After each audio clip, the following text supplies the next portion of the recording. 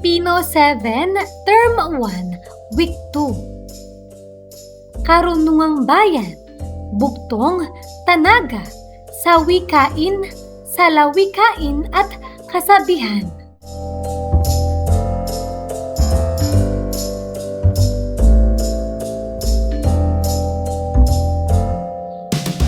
Matatag curriculum, bansang makabata, batang makabansa, with me, Teacher KMT. Magandang araw mga bata! Ngayon ay pag-aaralan natin ang tungkol sa karunungang bayan, ang bugtong, tanaga, sawikain, salawikain at kasabihan. Mga kasanayan.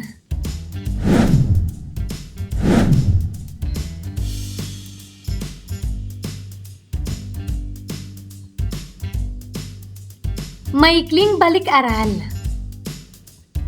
Sang-ayon o hindi? Basahin ang mga pangusap. Iguhit ang masayang mukha kung sumasang-ayon at malungkot na mukha naman kung hindi sumasang-ayon tungkol sa karunungang bayan. Una, tinatawag na sinaunang panitikan ang karunungang bayan. Magaling, masayang mukha. Pangalawa, ang salawikain, sawikain, bugtong at kasabihan ang mga halimbawa ng karunungang bayan. Tama, masayang mukha. Pangatlo, ang karunungang bayan ay nagpapahayag ng mga kaisipan at paniniwala na nakabatay sa mga karanasan ng mga tao na may iisang kultura. Masayang mukha. Pang-apat, upang mailahad ang kaisipan, ang karunungang bayan ay gumagamit ng mga matatalinghagang salita. Masayang mukha. Panglima, nagsisilbing payo ang mga karunungang bayan dahil hango ito sa karanasan ng mga matatanda. Masayang mukha.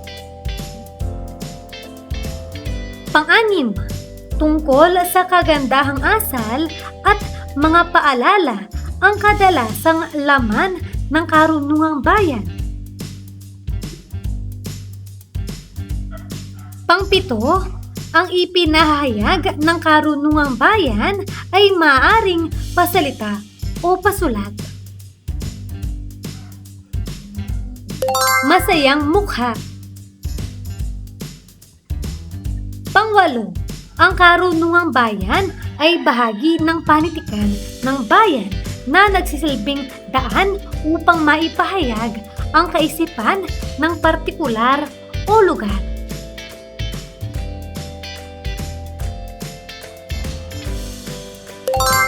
Masayang mukha.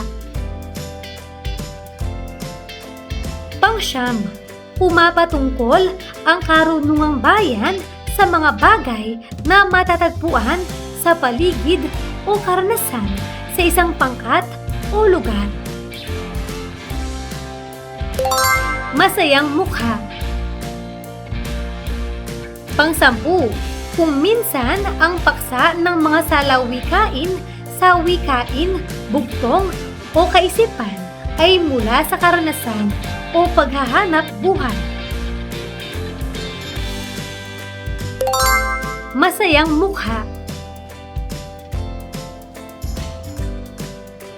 Ang karunungang bayan ay bahagi ng panitikang bayan na nagsisilbing daan upang maipahayag ang mga kaisipan o mensahe ng isang pangkat, kapansin-pansin ang paggamit ng talinghaga sa paglinang ng kaisipan. Ang mga karunungang bayan ay mga kasabihan sa lawikain, sawikain, bugtong, at iba pang aral na ipinasa ng ating mga ninuno. Naglalaman ito ng mahalagang payo at gabay tungkol sa mabuting asal, pakikipagkapwa at tamang pamumuhay. Isa-isahin natin mga karunungang bayan. Una, bugtong. Ito ay uri ng larong nagpapatalas ng isip ng ating mga ninuno. Halimbawa, heto na si Kaka. Buka-buka ka. Sagot, gunting. Pangalawa, tanaga. Ito ay binubuo ng 4 na taludtod na may tig-7 pantig na sukat. Halimbawa, ang buhay ay ginto, ingatan ng husto, pagkat kapag naglaho, di na muling buo. Pangatlo, sawikain. Ito ay nagpapahayag ng isang katotohanan o ideya na mas maiksi at simple. Halimbawa, maitim ang budhi, ibig sabihin masama ang ugali. Balat sibuyas, ibig sabihin madaling magtampo. Pang-4, salawikain. Ito ay mga patulang pahayag na hitik sa mga aral. Halimbawa, ang hindi marunong lumingon sa pinanggalingan ay hindi makararating sa paroroonan. Kahulugan, dapat nating pahalagahan at alalahanin ang ating pinagmulan upang magtagumpay sa buhay.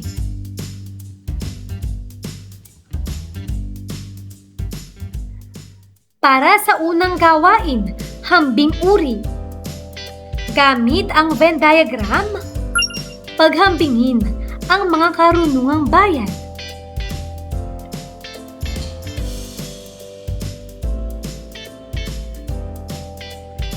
Paghambingin natin ang bugtong at tanaga. Una, bugtong. Ito ay palaisipan o pahulaan. May nakatagong sagot at nagpapatalas ng isip. Samantala, ang tanaga naman ay isang uri ng tula.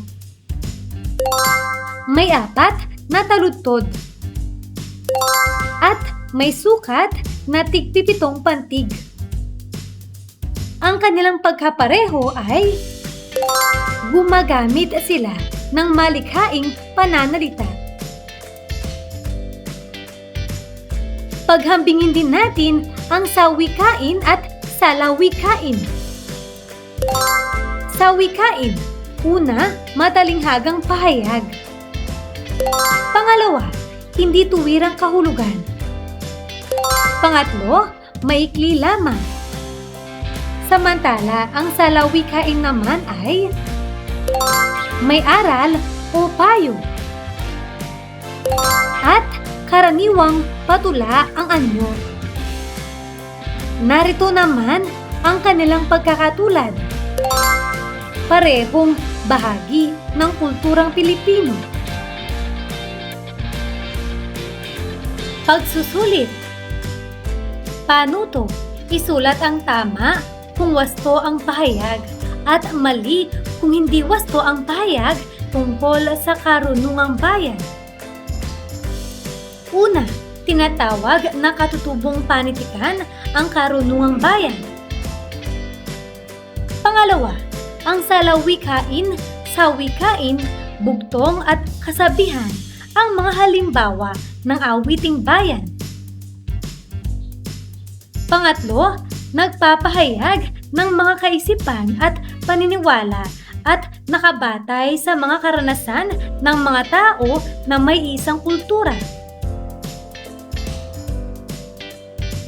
Pang-apat, upang mailahad ang kaisipan, gumagamit ng mga magagalang na salita ang karunungang bayan. Panglima, nagsisilbing payo ang mga karunungang bayan dahil hango ito sa karanasan ng mga matatanda. Pang-anim, tungkol sa kagandahang asal at mga paalala ang kadalasang laman ng karunungang bayan. Pang-pito, ang ipinahayag ng karunungang bayan ay maaring pasalita lamang. Pang-walo, ang karunungang bayan ay bahagi ng panitikan ng bayan na nagsisilbing daan upang maipahayag ang kaisipan ng partikular o lugar. Pang-siyam, ang karunungang bayan ay pumapatungkol sa mga pinagmulan ng bagay na matatagpuan sa paligid o karanasan sa isang pangkat o lugar. Pang-sampu, kung minsan ang paksa ng mga salawikain sa wikain, bugtong o kaisipan ay mula sa karanasan o paghahanap buhay. Mga tamang sagot.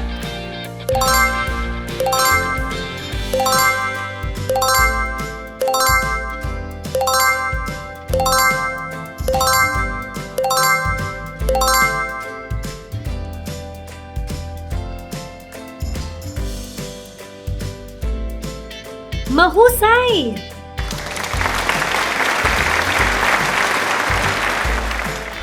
Ano ang mga natutuhan mo sa araw na ito?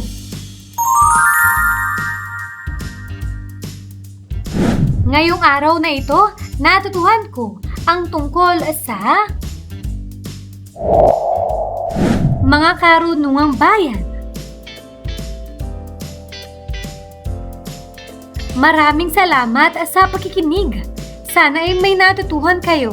Huwag niyong kalimutan, pindutin ang like, share at subscribe.